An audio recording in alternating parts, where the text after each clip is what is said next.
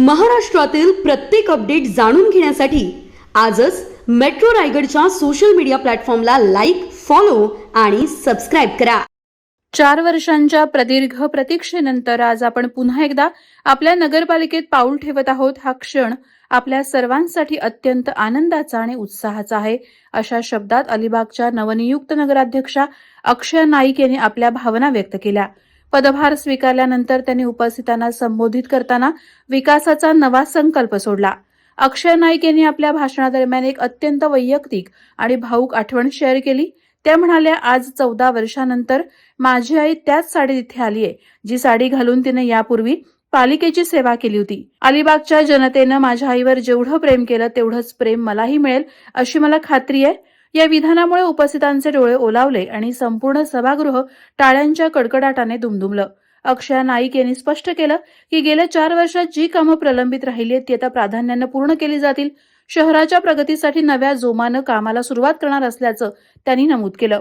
प्रशासकीय कामात पारदर्शकता आणि आपुलकी जपण्याचे आश्वासन देत त्या म्हणाल्या, आपण सर्वांनी मिळून सोबत काम करायचंय। काम करताना जर माझी कुठे चूक झाली तर तुमची मुलगी समजून मला हक्काने सांगा।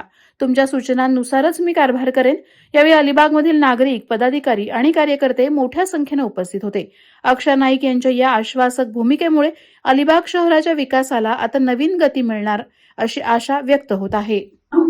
आज आपण इथे 4 वर्षानंतर आपली नगरपालिकेत येऊ शकलो आहोत। हा सर्वात आपल्या सर्वांसाठी उत्साहाचा दिवस आहे आणि तसंच साहेब बोलले की 4 वर्ष बॅकलॉग आहे तो आपण लवकरात लवकर पूर्ण करू आणि सगळी आहेत तर आपले कोणकोणते प्रकार ते पण लवकरच चालू करू। आणि माझं स्वतःचं बोलणं झालं तर सांगायचं झालं की आजपासून 14 वर्षांनी माझी आई ही साडी घालून होती ती आलेली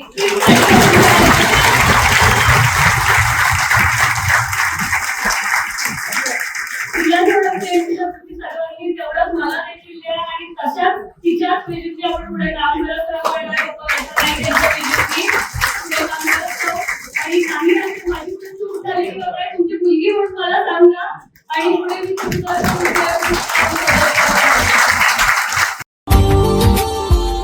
Subscribe now and press the bell icon. Never miss an update.